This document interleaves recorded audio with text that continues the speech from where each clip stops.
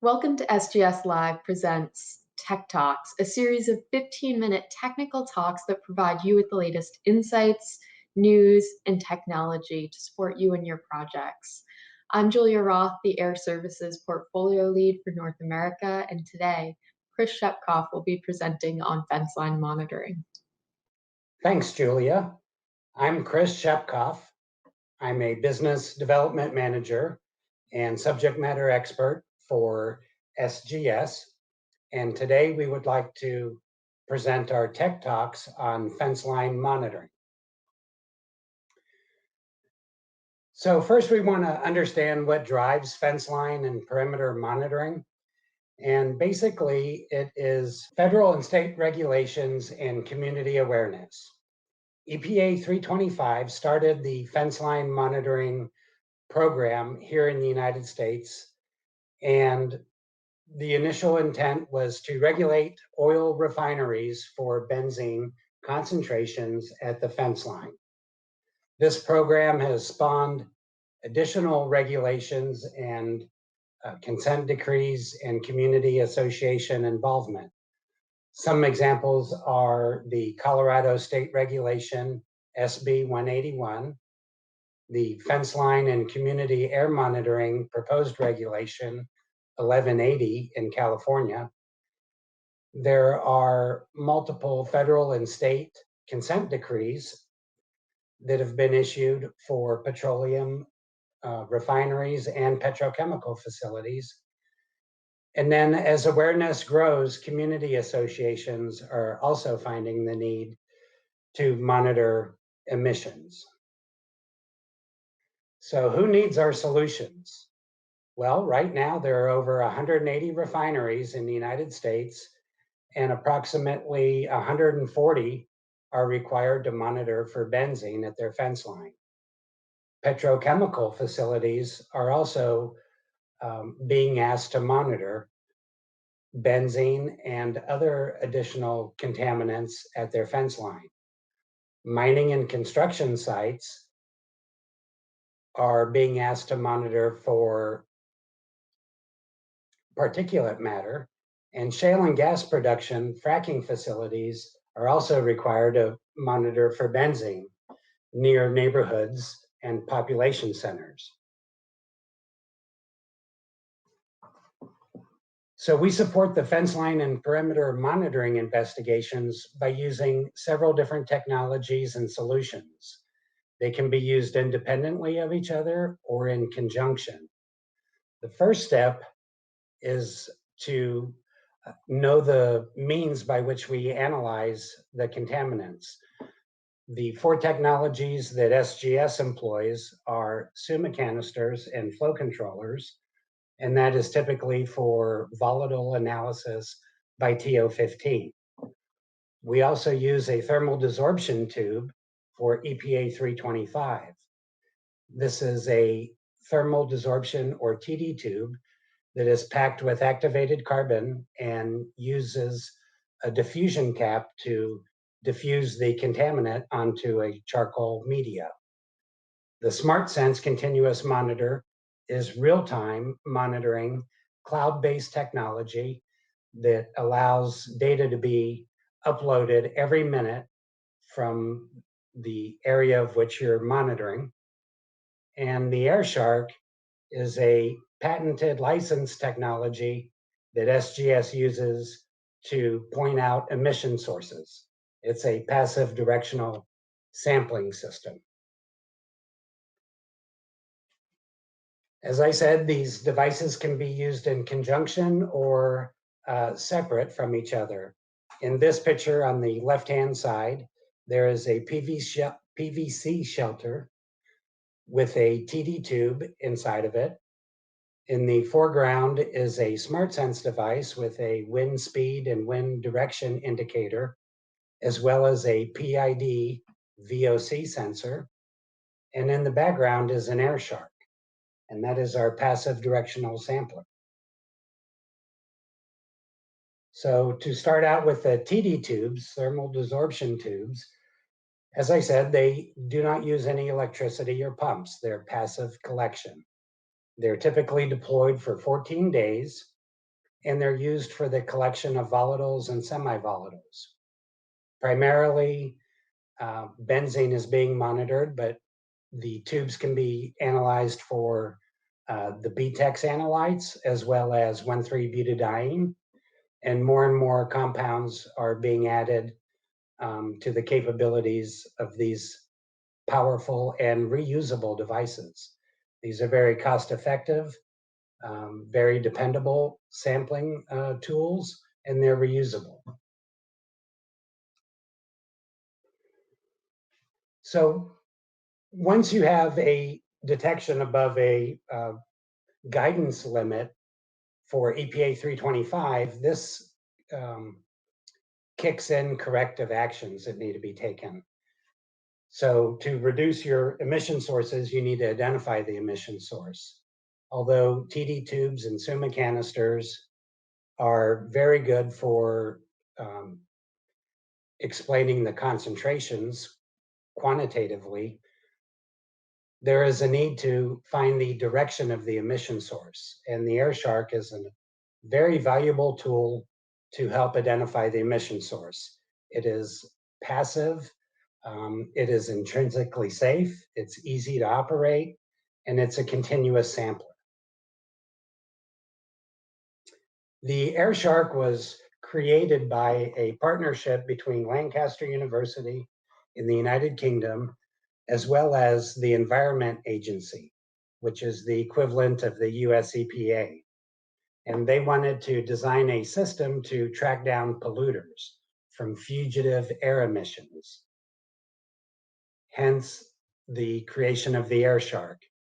It acts like a wind vane, so the tail of the shark spins around in the wind and always orientates the shark to the true wind direction. The shark works on a flow-through principle. So the air flows through the shark across 12 sample ports on the inside carousel. As the shark rotates over these ports, the contaminant is collected onto a sample media. For VOCs, we use a charcoal wafer, and for particulate matter, we use a sponge to collect the dust. The 12 sample ports on the AirShark represent 30 degrees on a compass. So when a shark is placed at a location, we note the lat long of the position, and then we also orientate the shark to the north. That way, when we analyze the 12 ports, we know directionally where the concentrations are coming from.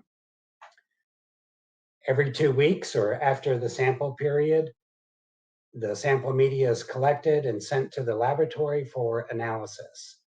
The laboratory typically can analyze for benzene only. The laboratory can also analyze for a 31 VOC profile. And this helps to fingerprint the source of the emission. Different sources will have different concentrations and analytes that are characteristic of the emission source. So a petroleum storage tank may hold a certain list of contaminants, while a wastewater treatment facility would have a different fingerprint. So it's very important to help identify the source with this fingerprinting capability. We can also analyze for particulate matter, as stated earlier, and the analytes are virtually unlimited. The laboratory can place any sample media that there is an existing industrial hygiene badge for analysis. So the laboratory has developed NO2. We can also analyze and develop other methods such as ammonia, SO2, NOx, and SOx.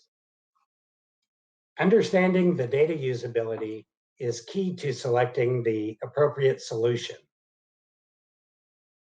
Our solutions range from qualitative to quantitative analyses. So a quantitative analyses will give us a concentration, and those are required for reporting to regulatory agencies. trying to identify the emission source is very useful to use qualitative data. And the AirShark will provide that qualitative data. So you wouldn't be reporting this to a regulatory agency, but it would be very important to identify your source. And the way the Shark works is that we analyze these 12 wafers in the sample ports, each representing 30 degrees on a compass. As we look at the results and compare them across the 12 different ports, it is easy to see where the higher concentrations in the carousel relate to the emission sources at the facility. Here is a visual example of what I just described. The AirShark was deployed for particulate matter at a mine site. And what can easily be seen visually here are the higher concentrations in some ports relative to others. We can also load up this data into a third-party software, which represents the diagram shown here. So the AirSharks are these targets that are on the Google Maps here, and these bullseyes represent the locations of the sharks. The concentrations represented on these targets are concentrations of benzene. And as you can see, the higher concentrations are represented by these larger pie portions on the targets. These concentrations represent an emission source. Each concentration vector points to a source, and in this case, they point to the same source. So as you see, deploying multiple sharks in an area help to increase the confidence we have of identifying the emission source. Our next solution is a real-time measurement and continuous monitoring device called the Smartsense. This allows remote monitoring of your location from any other location in the world. Data is posted via cellular, Ethernet, or Wi-Fi up into the cloud, and then accessed on your phone, your PC, or your tablet. The system also allows preset thresholds and manual activation. This allows you to capture the event when it is occurring. Oftentimes, emission events can be short in duration. By the time a crew is mobilized and sample equipment is brought out into the field, oftentimes the event has passed. The sample initiation with the preset thresholds allows you to set an activation level which enables automatic collection of a sample. This sample is then able to be sent back to the laboratory for the full grade QA/QC laboratory defensible data. Another solution is a real-time GC. This GC enables speciation of VOC analytes. So you will not only get a total VOC concentration, it will speciate the analyte of concern. The GCs are typically configured to report benzene as well as the other BTEX compounds. These are very portable devices. They are small devices, and they upload data approximately every 10 or 15 minutes. Combined with wind speed and wind direction, the concentrations can be loaded into a software package to allow you to visually demonstrate the occurrences in real time. Here we have an example of a refinery and several field GCs, which are monitoring wind speed, wind direction, and concentration. This allows for the data to be combined and interpreted in a real-time manner. My feeling is that if you're going to be paying for real-time GC data, you need to be able to use it in real time. This tool allows you to do such a thing. Well, thank you very much. I appreciate your attention, and for any further information, please contact myself, Chris Schepcoff, at christopher.schepcoff@sgs.com,